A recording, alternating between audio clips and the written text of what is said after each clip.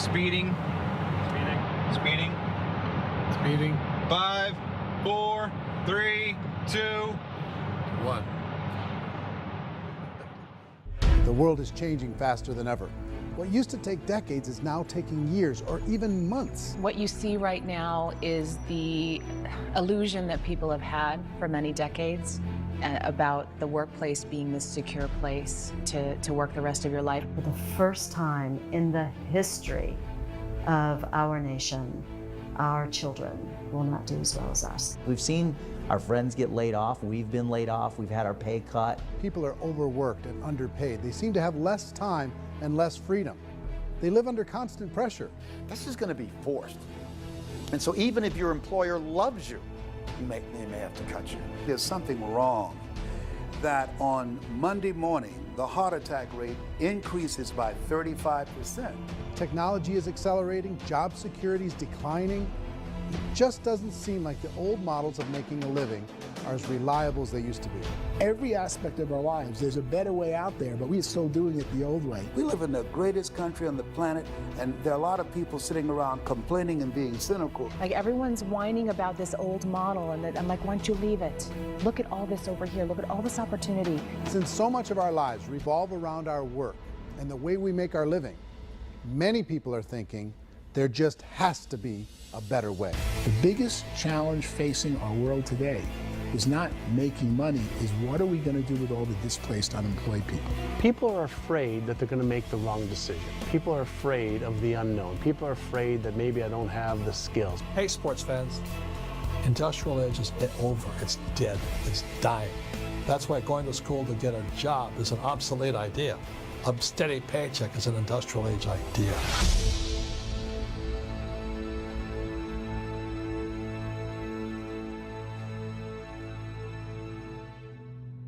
It's the search for answers that has brought us here together today.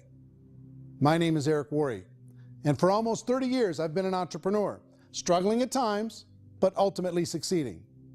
As a best-selling author, speaker, and business owner, I've spent my entire career helping millions of people around the world to become entrepreneurs. And I believe strongly that there is, in fact, a better way when it comes to how we make a living. The career landscape has changed dramatically, and many are still working in a model that is completely out of date. What worked for previous generations isn't working as well for people today. In this film, we're going to explore 3 important questions. First, what's really going on in our working world today? Second, in this new economy, is it better to become an entrepreneur, or is it safer to work for someone else? And third, if a person decides to become an entrepreneur and start their own business, how can they do it without taking on massive risk? To help in this journey, I've brought together some of the greatest experts and thought leaders in the field of entrepreneurship to share the real facts with you. My intention is to give you new information that will allow you to make choices that are not limited by an old, outdated model. Let's start by understanding what's going on in our working world today.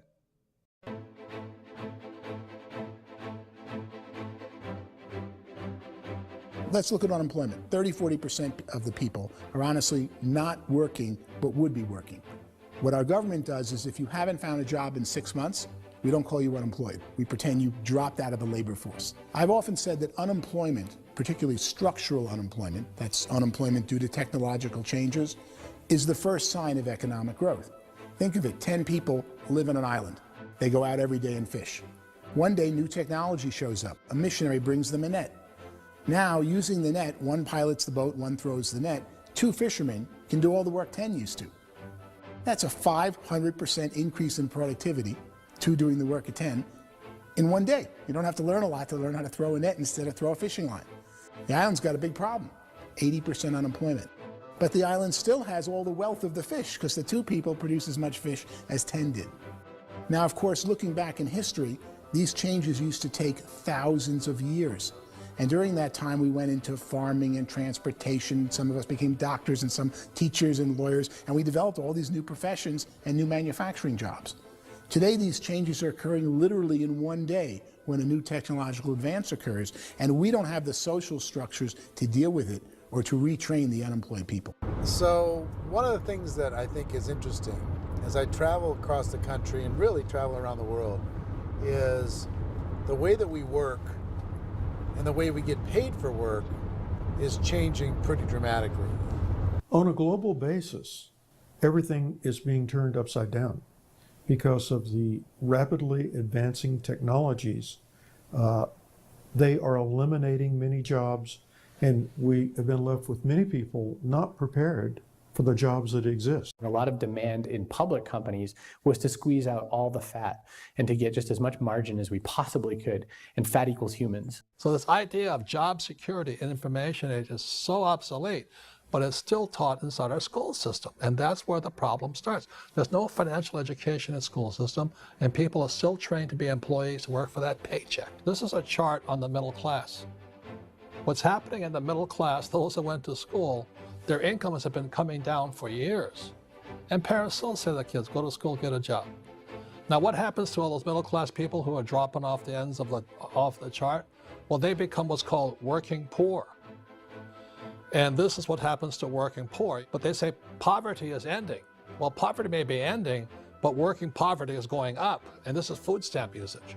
So food stamp usage in America is going through the roof right now, because people cannot earn what they call a living wage. Most people have experienced financial pressures that I think are probably greater than they have been in the past. If you're not working for yourself, then it's going to be a pretty hard road for a lot of people. Today, if you're going to control your future, the 40-40 plan is gone, where you can graduate from college and get a job and work for 40 hours a week for 40 years. That day is gone. So some of these charts actually tell you what's going on. And this is a really interesting one, you know. People are going back to school because if I go back to school, I'll get a nice job. But this is what's happening to, it's called Sallie Mae, which is the student loan guys. Student loan is going through the roof. It's now over $1 trillion, and student loan debt is worse than credit card debt. So when people stopped using credit card, the government got people into student loan debt. And the problem with student loan debt is you can never be forgiven. See, with credit card debt, you can declare bankruptcy and all's forgiven. But student loan debt, you can declare bankruptcy, you still owe it. It's the worst of all debt. But this is the next picture. Look at this chart here. This is what's happening to wages of college graduates.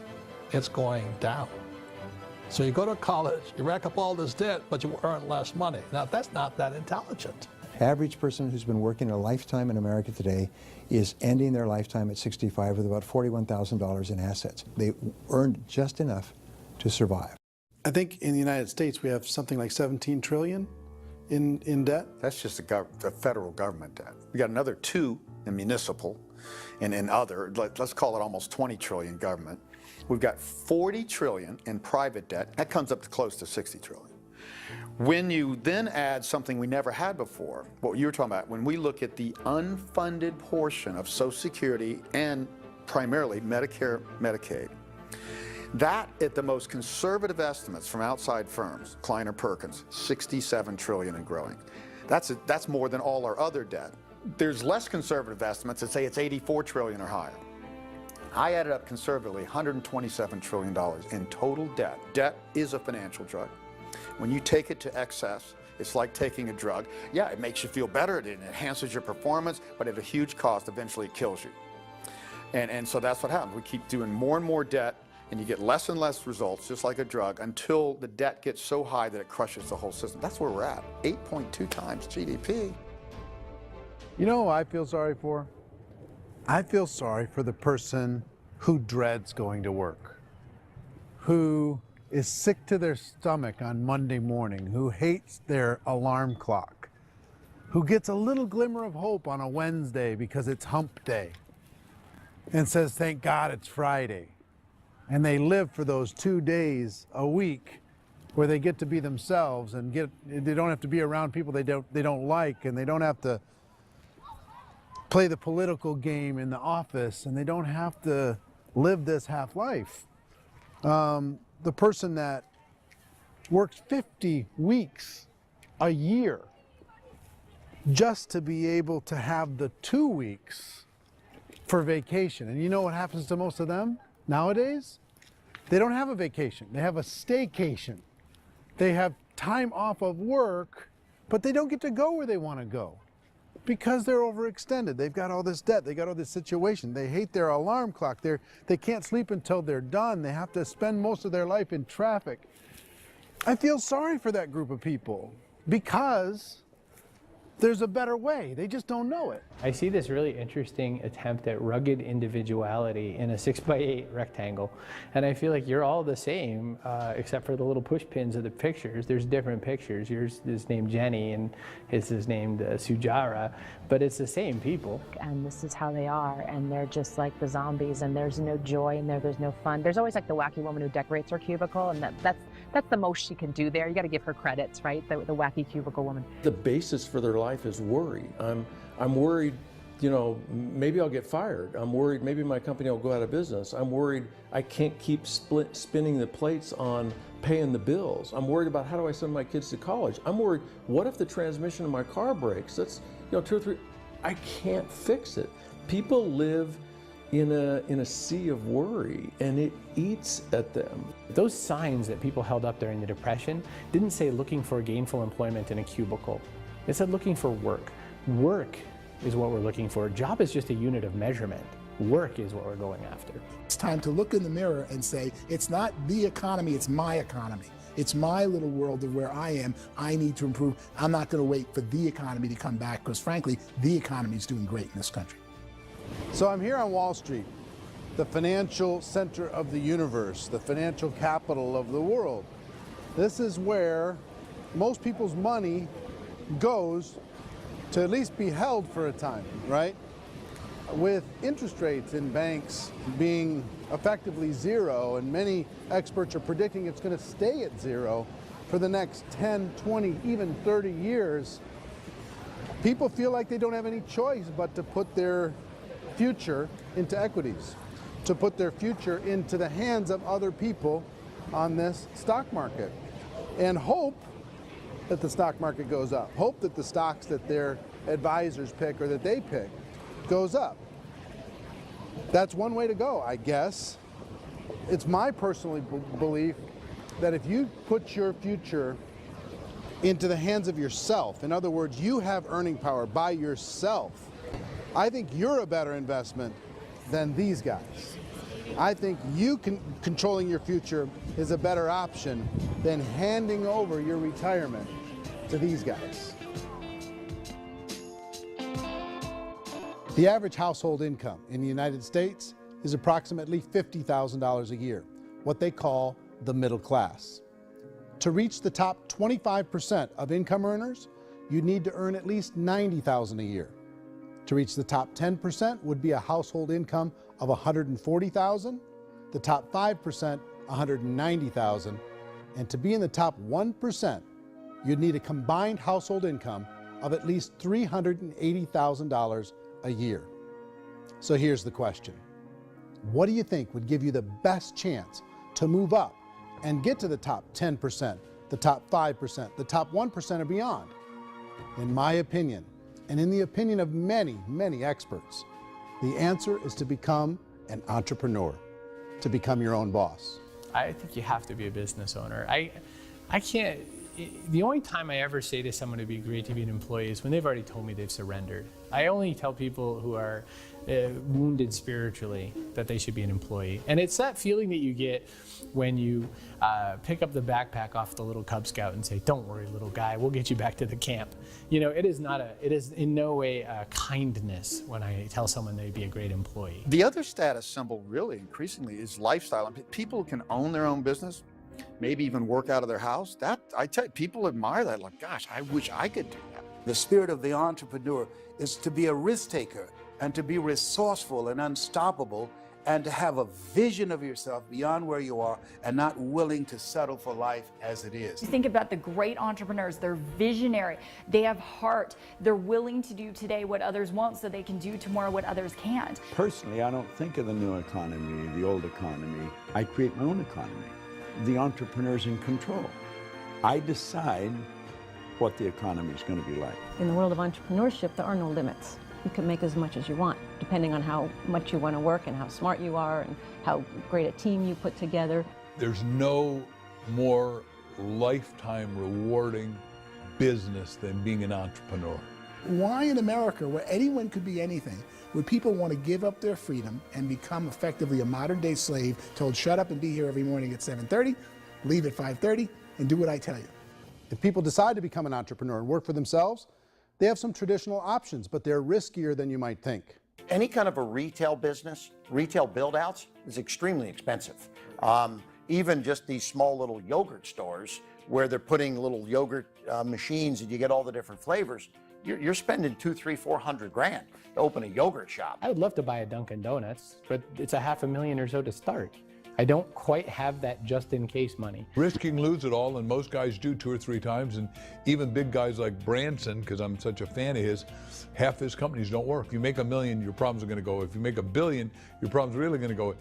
Just the opposite. You and I know when you're making $1 million, you get $1 million responsibilities. You make $1 billion, you got 1,000 times $1 million responsibilities. And most people say, I'd love to be my own boss. 70% of Americans would love to be their own boss, according to recent polls. But they don't know how to get there. Because what are you going to do? One, you could buy an existing business. If somebody's selling an existing business, you have to ask why. Usually because it's probably hard. It's probably not making as much money as they hope. 2, they could buy a franchise, a little less risk, proven system, but it's expensive to be able to do that. 3, they could start something from scratch.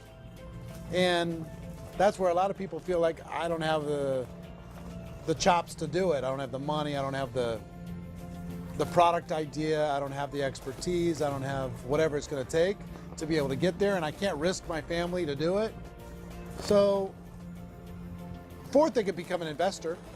A lot of people in this town invest to try and figure out a way, but you got to be pretty smart with that game too, right? Venture capitalists, who are the very best and most sophisticated in investing in new breakthrough businesses, make it on 1 out of 11. That means 10 out of 11 are mediocre or fail. Most of them fail. That's the risk there. An angel investor is lucky to get 1 out of 15 or 20. A business is a team sport. Like, I have to have accountants, I have to have engineers, I have to have system designers, I have to have sales, marketing, I have to have accounting, I have to have mission statements, I have to have legal and all that. The average Joe Schmo, even me, I go out there, I don't have the skills to put a business together. I think the bottom line for the 4 traditional options is they take money, sometimes a lot of it. They take expertise, and they take time. All of that adds up to just too much risk for most people. I bought a business from somebody else, and it was a lot of work. And you start wondering, what did I just buy? Because I guess ultimately I own your email list, and I just overpaid for it. People that start their own business, they spend a lot of money, they spend a lot of time, a lot of effort to get things started. And the more you invest on the upfront, the harder you typically work at it. I can tell you what the success rate is of a restaurant. What is it? They're crazy enough. About 90% of them fail. About 90%, in how quickly? Year or less. Wow. And if we're talking non-franchise, we're talking franchise, Sure. That's totally different. Yeah. But our students aren't getting franchise restaurants. You got to invest big money. Exactly. And with someone like McDonald's, you've had to work with the company for a long period of time, really know the To even have a chance at investing $1 You million. have a chance, and it's a slim chance. What if there was a way that you had all the proven aspects, the comfort aspects, and you could still control your own life? What if there was both? In other words, you didn't have to create everything from scratch. You didn't have to be a super leader. All you had to do, what if there was a proven product already? You didn't have to create the product. And there's a proven system already, proven training already. Everything except an employer. That was the only thing that you didn't have. Do you think more people would be open to working for themselves in that environment?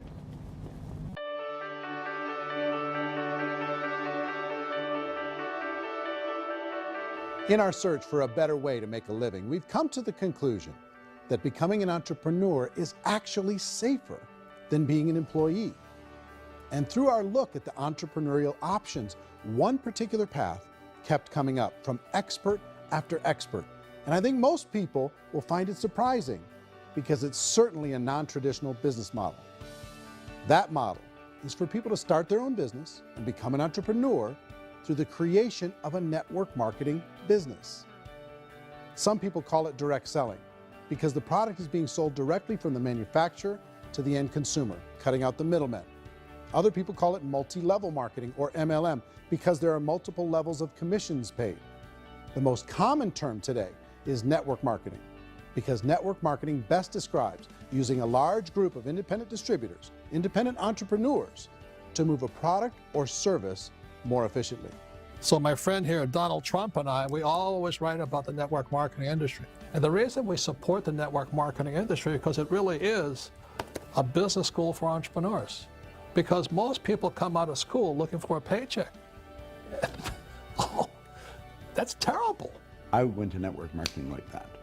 I think if it didn't exist, we should invent it. It is that good. I think direct selling is a great way to do business today. It's very easy to get into that industry, and you can be self-employed, be in effect an entrepreneur. When we see multi-billionaires adding network marketing companies to their portfolio of companies, that would be a clue. When we see people who are very famous authors and very famous business people endorsing the industry, that would be a clue. These network marketing companies aren't $50 million companies. They're billions and billions of dollars. They lead the stock market. They're major companies. When we're going to get it?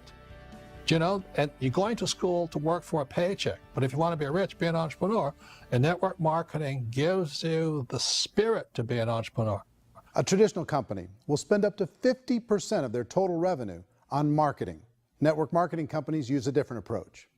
Instead of having all that extensive marketing expense, they utilize a network of independent distributors to do the marketing for them.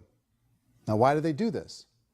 First, because word-of-mouth advertising is so much more effective today than traditional media advertising. Second, some products need to be explained or demonstrated, and an independent salesperson can do that more effectively than an ad campaign. Third, it's completely efficient. The company only pays for the marketing of their product if a sale happens and not before. Imagine if Amazon allowed you to become an independent distributor and paid out 40% of its revenue to that distributor group. All you had to do as a distributor was recommend a product, and if a person bought it on Amazon, Amazon would take care of all the logistics, and you'd get paid for bringing the customer. Now imagine you got paid for every purchase that customer made for the rest of their lives. Well, Amazon doesn't offer this option, but network marketing companies do. 85% of all buying decisions in our society are made as a result of word of mouth or reputation. We're recommending things to each other all the time. You know, who's your dentist? Who's your doctor? Who's your lawyer? What detergent, are you using? What legal system are you using? What product are you using? We're talking to each other about the things that we love anyway. When you go into a big box retailer, you're lucky if the clerk looks you in the eye, much less gives you any detailed or accurate information about what you're purchasing. So of course, this personal information, this education coming from a friend, a neighbor, a relative, or even a stranger, but one who has experience with the product is extraordinarily valuable. As a matter of fact, network marketing can educate consumers probably better than any other form of marketing. It certainly can do better than advertising, because advertising usually has a certain hype to it, and you can only get limited information. So, network marketing trumps advertising. If you were a typical sales company and you wanted to sell $1 million a month worth of product, you might go find 100 superstar salespeople. The quota would be $10,000 a month. So network marketing as a distribution system just flips the numbers. So we use 10,000 happy, raving fans of a particular product, and we don't concern ourselves so much with how much product each one of them individually sells. If they sell just $100 or $200 a month, and there's 10,000 of them, you're selling $1 million to $2 million a month worth of product. And that's the best way I can explain how network marketing works. This is the marketing arm of the company. There's not money being wasted on bricks and mortar. There's not money being wasted on inventory that's sitting stagnant somewhere. There's not of employees standing around that don't have customers. These are people that are going to connect with customers. These companies allow people to become independent distributors for extremely low cost and with no minimum time or sales quota. Essentially, they own their own business and can provide as much or as little sales as they choose. In other words, the distributor gets all the benefits of traditional business ownership without the risk. The advantage of network marketing is the ease of entry, the low risk, and the low startup cost, because almost everything else has very high risk. You can get in for a minimal investment. You're buying into a system that's already been proven, products or services that have been proven to work. The keys to network marketing is providing an opportunity for the masses to get involved, providing an opportunity for the average person who doesn't have the resources to start their own business. All of this so far is fairly straightforward, but network marketing offers another benefit, and it's this benefit that makes it so interesting for entrepreneurs.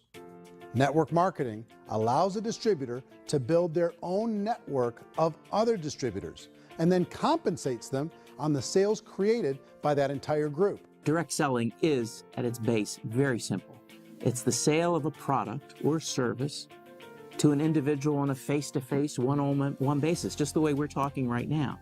But there's an important element as well, and that's the offering in conjunction with that sale of product, the offering of an opportunity for someone to make something of themselves. No matter what your social status is, no matter what language that you speak, I mean, look how many unbelievable people are becoming successful that speak every kind of language out there. What an awesome gift to give the world. Instead of having to work your way up in a system and prove that you could be a sales manager, they just decided everybody can be a sales manager. Everybody gets to build a sales team from day one. And so what that brought into the system of growth as a direct selling company is the concept of compounding or geometric progression. Because now you can actually grow a sales force very quickly because everybody is enrolling people in their own sales force. People who are like, oh, this is weird, I'm building a sales team, or what do you think you do at a regular company? How do you think a regular company works? Network marketing is the only industry that doesn't say your past determines your future. It looks at your past and says, okay, now what can we train you to do so you can have a great future? Every other employer out there wants to exploit you for what you already know, not teach you something new. Network marketing has the potential to save the United States and the world because it's going to teach people not to be employees, but to be entrepreneurs.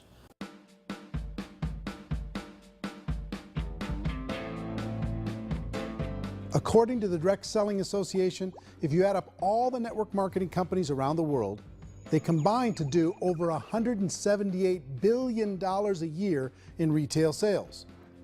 To give you an idea of how big that really is, the NFL, the National Football League, does approximately $9 billion a year. The music industry does a little more than $16 billion a year, and the movie industry does about $80 billion a year. Using a conservative average, network marketing companies pay their distributors about 40% of that $178 billion in the form of commissions, which adds up to more than $71 billion a year. That's almost $6 billion a month. It's almost $200 million in commissions every single day. So it's certainly working, and people are making serious money in network marketing. With the growth of the direct selling industry over the last 10, 15, 20 years, we've seen a broader understanding of the channel. We have seen more and more people getting involved in the business, so our penetration in the marketplace has increased, and thus the understanding in the marketplace of who we are has increased. And we've seen non-direct selling companies look at the direct selling model and say, something's going on there. People are making money. Companies are being profitable, individuals are being motivated, product is being delivered to market. Maybe we should explore this. Some people think only the people at the top make money. Well, let's take a look at that as well. In the network marketing profession, there are roughly 500 people in the world who earn over $1 million a year. If you round that number up to $2 million a year, that adds up to about $1 billion a year. That takes the $71 billion paid out each year down to $70 billion. So where does the rest of the money go? The vast majority goes to part-time people making anywhere from a few $100s a month to many thousands of dollars a month. It goes to people who choose to make it a full-time career move and earning even more than that. Every day, people are using the money they earn through network marketing to pay off debt, have more fun, and improve the quality of their lives. Everyone I know in network marketing has been doing that since the 50s. They go to work when they want to go to work. They stop working when they want to take time with their children to have a leisurely breakfast and discuss issues and driving to school. They go back to work when they get home, wherever they're working out of. The biggest thing that I've seen is people that have become much happier in their life. MLM has probably made more millionaires of more people in more countries, and I've spoken to them in 67 countries, than any other single form of business, starting from nothing. If they have a choice between working a job for the next 10 years or working a network marketing business for the next 10 years, the result of working the network marketing business will be better. A lot of people within the industry go on and make this a career and do extremely well at it. Network marketing has been nothing but good for everyone I know that's been involved with it because they did it seriously and they played full out and they've been very successful. It's been a constant barrage of success stories and people showing off stuff that they got as a result of it. How many people are involved? Approximately 16 million Americans and 96 million people around the world are currently participating in network marketing. And in a recent poll, 82% of those people report a good, very good, or excellent experience with network marketing. So people are happy.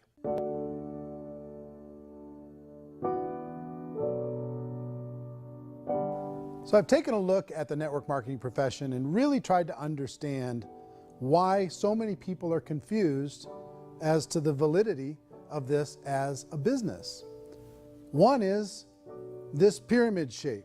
People get really messed up with this pyramid. Oh, it's one of those pyramid things. So I just think there are a lot of haters out there who really don't understand the industry and say, oh, it's a get-rich-quick scheme. It's a pyramid. Well, corporate America is a pyramid scheme. You know what I mean? It goes like this. You have thousands of MBAs, you know, let's say working for Ford or General Motors or Coca-Cola.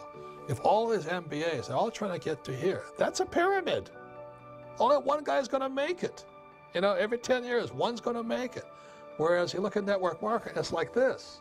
So you're here, and your job is to develop other CEOs coming up behind you. So it's an inverse pyramid. In network marketing, it's a very simple concept. If you sell product, you get paid. It is paid based on production. There is no first mover's advantage. There is no investment component where the more somebody spends, the more they're entitled to make. So the two are polar opposites of each other. It doesn't matter what shape the company is or the compensation plan is shaped, whether it's a circle or a pyramid or a triangle or a trapezoid, it doesn't matter. If compensation is coming primarily from recruitment, then you've got a problem. On the other hand, if an operation is basing their compensation to participants on the basis of sales, even when those sales are generated by people you've recruited, well, then you're a perfectly legitimate enterprise. That's the legal test, it's the practical test. Another issue that's been true in the past that is no longer true now is people used to be in network marketing loaded up with products that they couldn't sell and they ended up a loser. They ended up with a bunch of product in their garage, they ended up with a bunch of products sitting in their kitchen shelves or whatever, and they thought they could sell it and then they weren't willing to or able to sell it and they ended up with a bunch of stuff and they were bitter about it. There was this thing called front loading where you had to buy like, well, if you bought $25,000 worth of product, you got better commissions and all this. Today, it's almost all done by computer. It's direct mail comes from a warehouse somewhere else. You don't have to have all this inventory. You don't have to stock up. It's a paperless world now. You know, most of it's done online. You have a back office. It really works. And I mean, the technology has changed everything. Third issue is people start talking about 99% of people in network marketing don't make any money. Well, we've talked about that over the course of this journey together. Almost $200 million a day is being paid out to network marketing distributors around the world. The naysayers, the people who say that it doesn't work, are usually the ones who just don't know how to make it work for themselves. And so they're giving you an opinion, and I tell people, don't confuse people's opinions with expertise, because opinions are free. And don't confuse sincerity with the truth, because people can be sincerely wrong. But here's the reality inside of network marketing. The vast majority of people that get involved in network marketing just become customers, and they get involved to be able to purchase product at a lower price. If you take Costco as an example, if a person goes into Costco and gets a membership to Costco so they can get a lower price on the product, we don't call that person a loser because they have a bunch of product that they walked out with with a smile on their face. Yet when some people want to take a look at network marketing, they say, well, those people, they're just using the product and they aren't earning an income, so they must be a loser. They're not a loser, they're a happy customer. That's the vast majority of people that are involved in network marketing. Now, a smaller percentage of those people decide to go build a business. They earn $300 a month, $500 a month, $1,000, $2,000. That's the bulk of earnings in network marketing. And then there's the few that really decide to take it serious, really decide to build a large network, really work to make that network very, very productive. And those people make huge amounts of money and there's no cap. What I do as an outside economist, just somebody looking at this industry like any other industry I speak and say, look, what's the realities of this? 1% do incredibly well. 10% generate some additional income at pretty low risk and effort. That's not, and 90% of people roughly end up customers. One thing that I think is real when it comes to people's perceptions about network marketing is people put this, and distributors, I think, involved in network marketing have some responsibility for this. They have sometimes unrealistic claims about the product or about the income. Most people who become distributors, they want the money, they want to be successful, but they don't have the skills. They don't know what to do. And when people don't know what to do and they're in a new business, they're scared. And when they're scared, they panic and desperation kind of sets in. So they think everyone they talk to has to get in. So if I talk to you and you say, well, no, I don't have time to do that, they're like, no, I need you. You have to do this or I won't be successful. So I start clawing on you. I start that desperation. So then I start making claims about the product, which are not appropriate, probably not even true. Or I start saying, oh, let me show you how you can make all this money and you don't have to do anything, Eric. And so you just totally misrepresent the opportunity, and you're clingy with people because you think you need everybody to be successful, and you don't. You know, one of the messages that I try to deliver most forcefully to companies as well as salespeople in direct selling is that you don't have to overpromise. The reality is in network marketing, there's a lot of hard work involved. There's a lot of effort. You're going to have to develop yourself. It's a business like anything else. It's going to take some time, but in my opinion, it's better.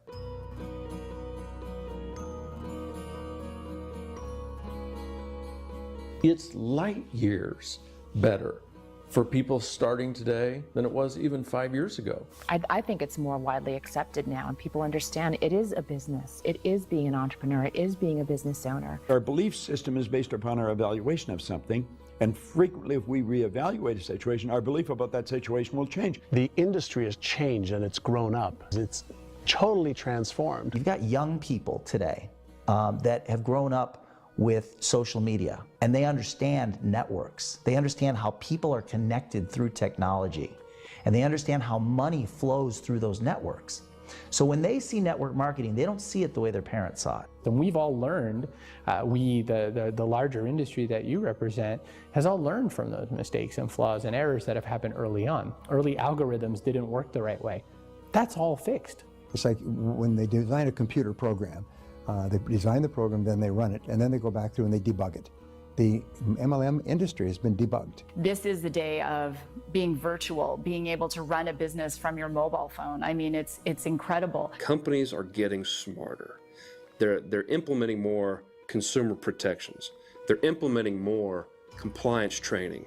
They're doing more with respect to product research. If you do get involved and you make purchases of inventory, even on a voluntary basis, if you decide that this business is not for you, you can leave and have that inventory repurchased by the company.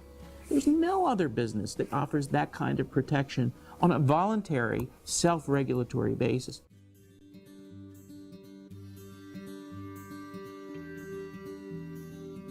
If you decide to look further into a network marketing business in order to generate more cash flow for your family, I would recommend reviewing the following 4 elements.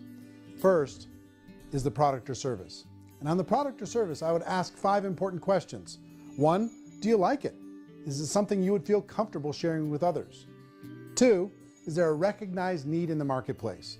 It's hard to create a need if one isn't naturally there. 3rd, does the product meet that need? Does it solve a legitimate problem for consumers? And 4th, is it priced to sell? Can it compete in the marketplace? And fifth, is it priced for profit? Is there enough margin for the company and the distributor to be able to generate income for the long term? If you can answer the questions on the product to your satisfaction, the next element to consider is the company itself. Is it well run? Do you believe in the founders or the management team? Do you feel they have what it takes to go all the way? See, it doesn't matter how good the product is if the management can't take care of the company. Good management can change with the times. They can handle adversity. They can make good decisions. Make sure you choose a company that can serve you for a long time. The third element to consider is the compensation plan. And with that, there are 3 important things to look at. First, a brand new person needs to be able to generate some money fairly quickly. It may be an obvious reason, but you can probably imagine the ripple effect of a distributor getting involved and having even a small victory fast. That can only help with the overall success of the organization. Second, a person should be able to develop a moderate part-time income in a reasonable period of time. As they develop their network and as their sales grow, they should be able to enjoy more benefits. And third, for the people who are really serious, for those who decide to really go pro in the network marketing profession, there should be the possibility to make a serious full-time income if they work hard and are committed to developing their skills.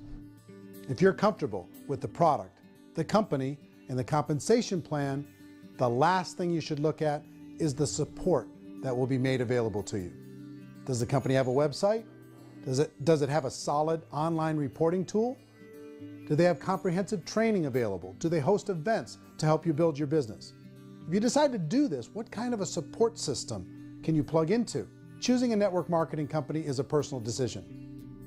But evaluating the 4 elements of product, company, compensation plan, and support is a great place to start. Is the company promising that you're going to get rich quick or that you can make a lot of money without a lot of effort? That's a red flag. Is there a product that you really believe in that you think can be sold? Or are you being told by salespeople or the person who's trying to recruit you or by the company itself that don't worry about the product, all you have to do is recruit other people into the business? Red flag, warning sign. If you're hearing that, take a second or even a third look. Get to know the customers, the products, the business, have some success, and see where the opportunities might take you to move up in the organization. You want to find out how concerned are they about my education, my training, and my development? Is there a space for me to grow? Most important question. Learn everything that you can about the product. Make sure it's something that you believe in, and learn everything you can about the industry and work that system. You have to be very passionate about whatever that company is doing. I would get involved. You can always test drive anything, you know, the product, the service, the community, and then lean into it a bit. If it feels good, then lean into it a lot. Behind me is the Lincoln Memorial. And this is a place where Martin Luther King Jr. had his famous "I Have a Dream" speech. And at that speech, he talked about his dream for equality for everyone around the world, and that's a noble dream. But I think more people need to remember what it was like when they were kids and the dream was still alive in them, before it got beaten out of them by reality, by this paycheck, by these responsibilities, and by having to live for this job to pay the bills. I think people need to remember that, go back to that.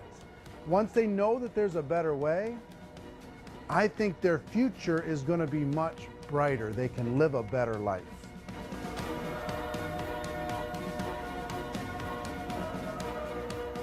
So if you're considering getting involved in a network marketing company, let me offer you just a few pieces of advice.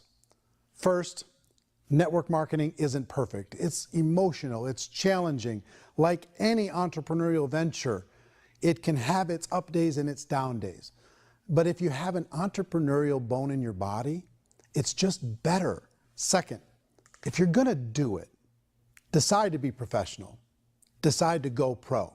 It's better to do that than just be this amateur sticking your toe in the water.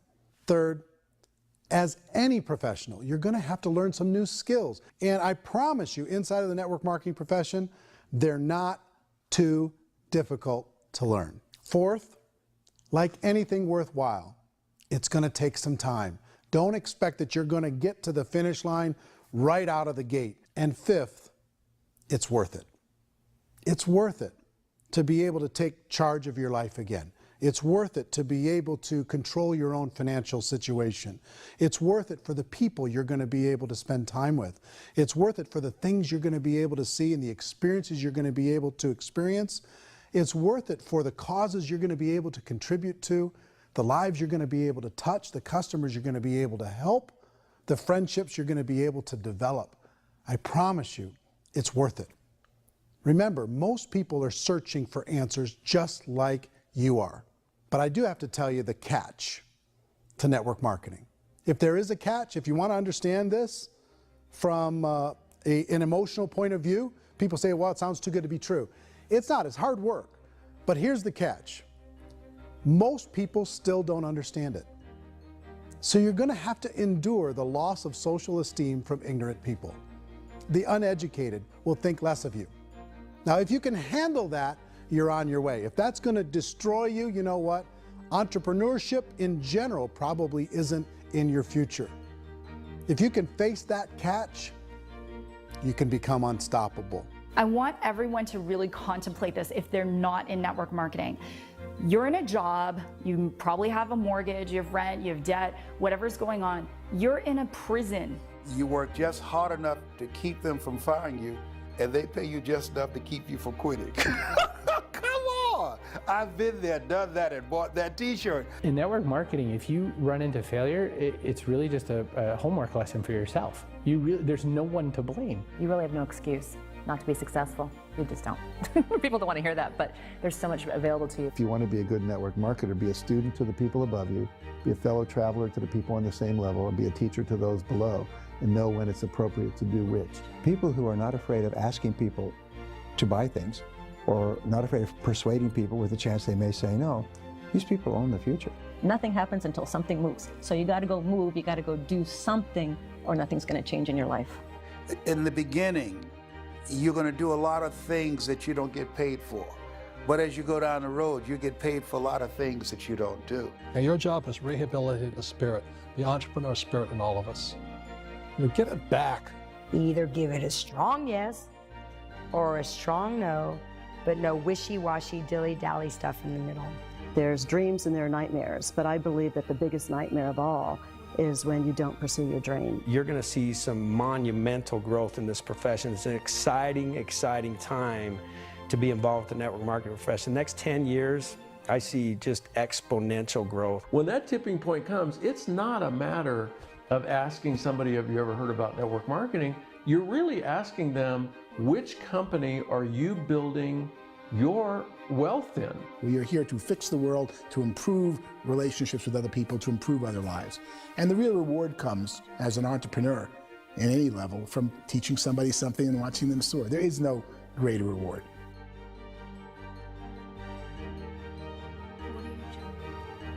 Life's too short to spend it living someone else's dream instead of your own. It's too short to spend it living at a fraction of your potential. Can being an entrepreneur be a challenge at times? Sure. But here's what you get in exchange. It can be yours. Something that you built, something that you created, something that you made happen.